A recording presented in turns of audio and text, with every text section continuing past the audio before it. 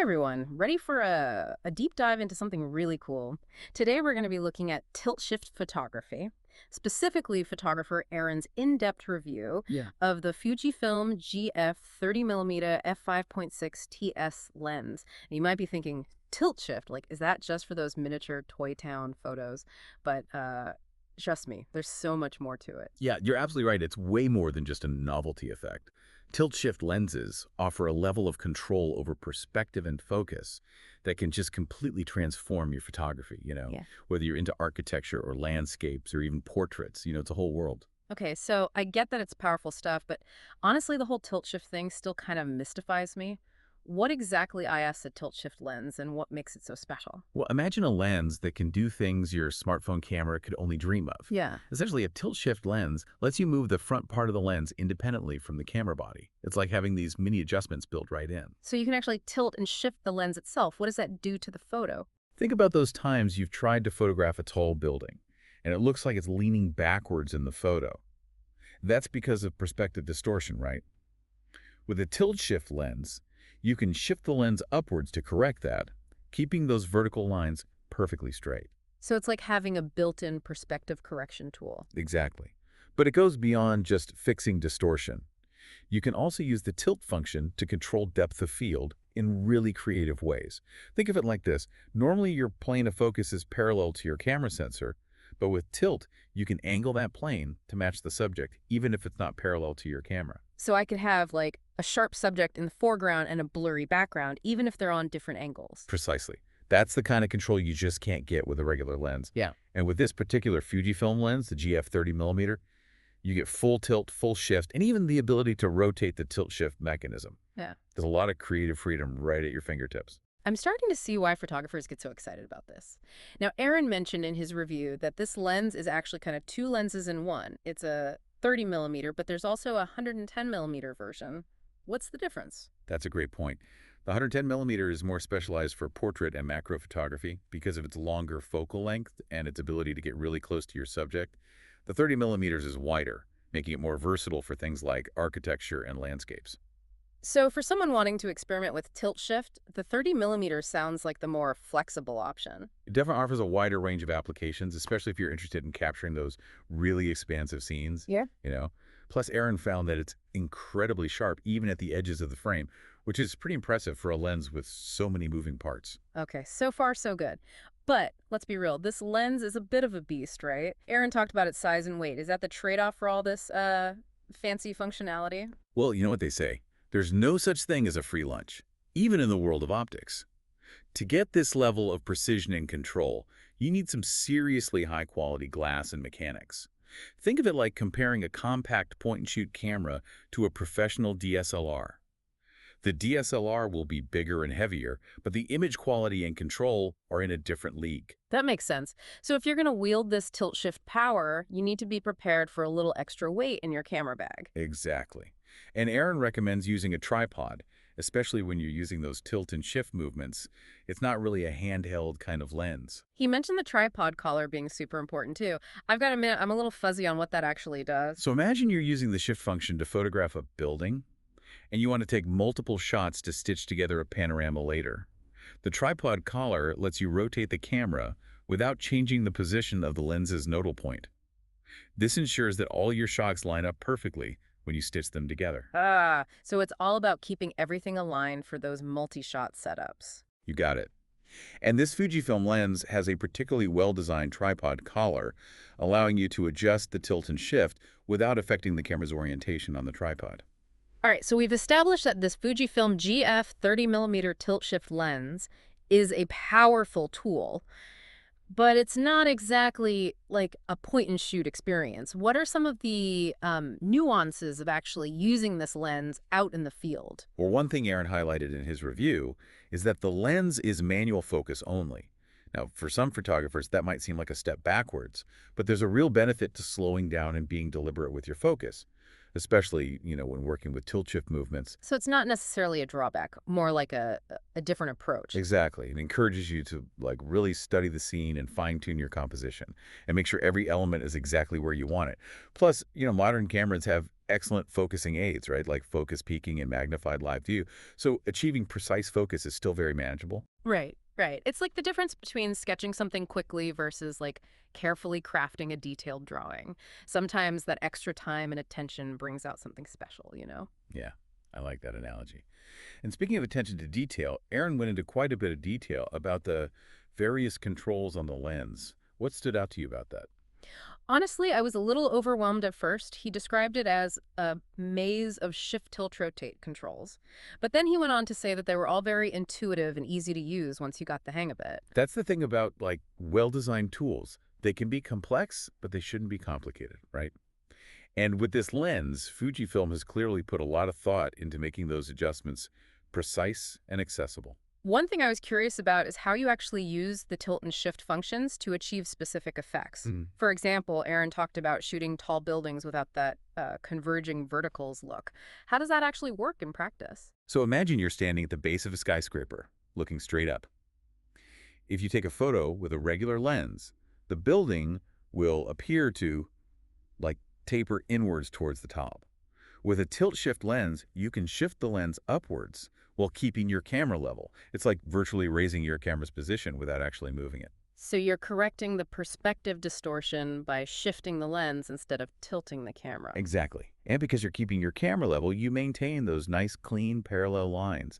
It's a huge game changer for architectural photography, especially in urban environments where you might not have the space to, step back and get the shot you want. Yeah, yeah, I see, I see. I'm starting to see how this lens could open up a whole world of possibilities. What about the tilt function? Aaron mentioned using it for product photography, but I'm having trouble visualizing how that works. Think about those, sleek product shots you see in magazines, where the object is, like, sharp and in focus, but the background gradually fades into a blur. That's often achieved using tilt.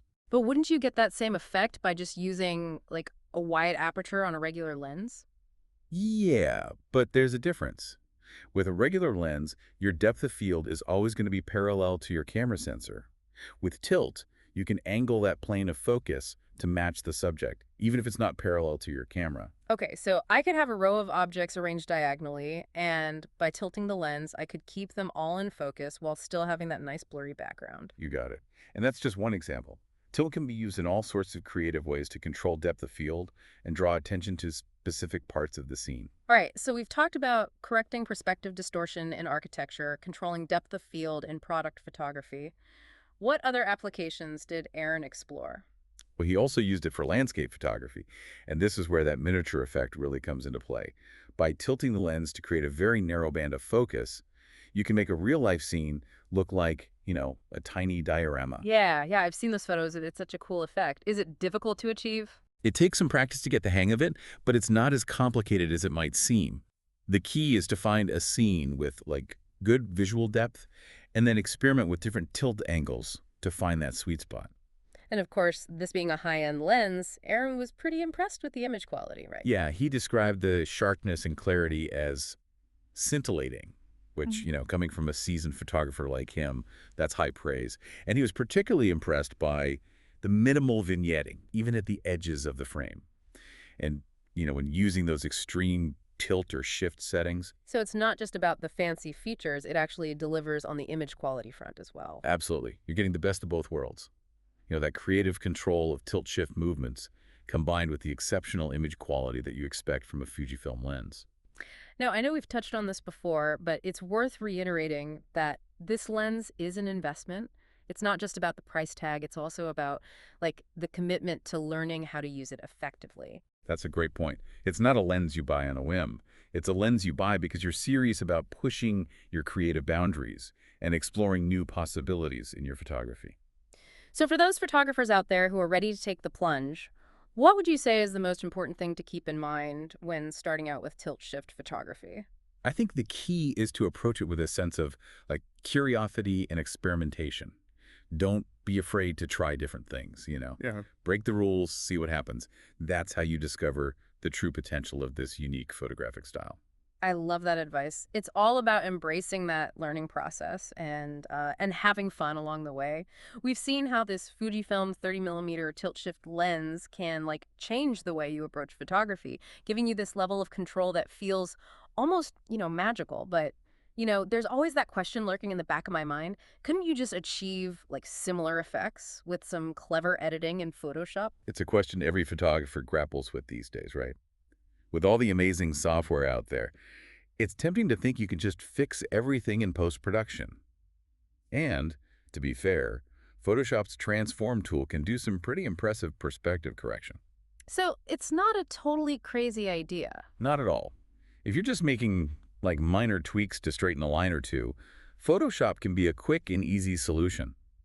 But when you start trying to replicate, the full range of tilt shift effects, you inevitably run into limitations. What kind of limitations are we talking about? Well, think about what happens when you're stretching and, distorting pixels in Photoshop. You're essentially removing information from the image, which can lead to a loss of detail and even some like weird artifacts, especially if you're printing your photos at a large size.